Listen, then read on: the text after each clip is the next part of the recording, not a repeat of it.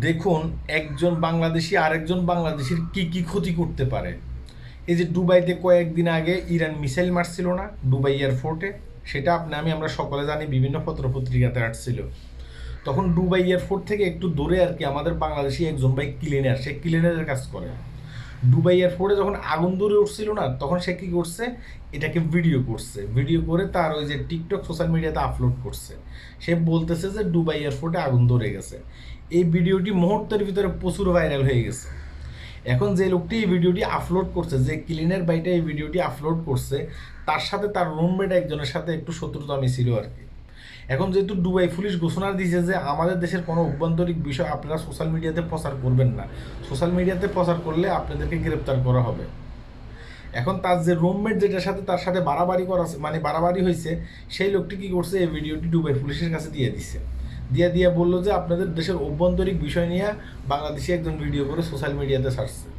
Dubai এয়ারপোর্টের police কী করছে, দুবাইয়ের পুলিশ কী করছে, এই লোকটাকে ধরে মানে জেলখানায় নিয়ে গেছে।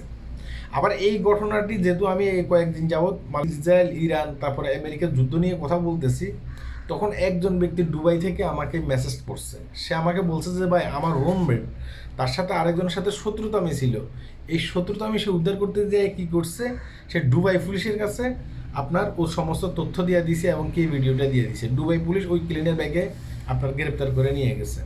মানে একজন বাংলাদেশি আরেকজন বাংলাদেশির কী কী ক্ষতি করতে পারে। তার পুরনো শত্রুতামি ছিল, সে পুরনো শত্রুতামি সে এতদিন পর্যন্ত বুকে ছাপা দিয়ে রেখেছিল।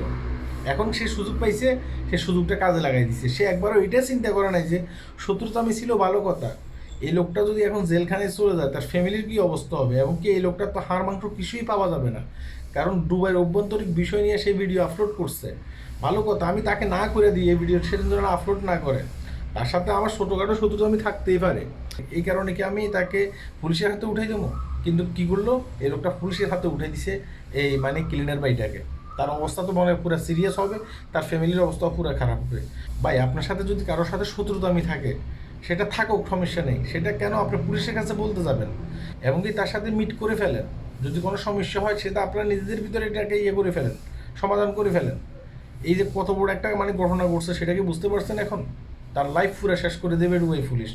তো আপনারা যারা দুবাইতে তারপর সৌদি আরবে আছেন বা বিভিন্ন কান্ট্রিতে আছেন, এই যে মিসাইল হামলাগুলো হয় না, হ্যাঁ, সে হামলাগুলোর ভিডিও করে সোশ্যাল মিডিয়াতে আপলোড করবেন না। যারা আপলোড করছেন তারা ডিলিট করে ফেলেন, নয়তোবা আপনারা কিন্তু খুব বড় বিপদে পড়তে পারেন। কারণ দুবাই পুলিশ থেকে শুরু করে সৌদি আরবের পুলিশ পর্যন্ত ঘোষণা দিয়ে দিয়েছে আমাদের দেশের অভ্যন্তরীণ বিষয় নিয়ে কেউ যেন সোশ্যাল মিডিয়াতে ভিডিও আপলোড না করে। ভিডিও আপলোড করলে আপনাদেরকে খুব ভয়াবহ শাস্তি ভোগ করতে হবে, সেটা কিন্তু বলে দিছে। তাই ভিডিওটি শেয়ার করবেন যেন তারা জানতে পারে, যারা বিদেশে আছে, দুবাই, আবুধাবি, তারপর সৌদি আরব যারা আছে, তারা যেন এই বিষয়টা জানতে পারে। আল্লাহ হাফেজ।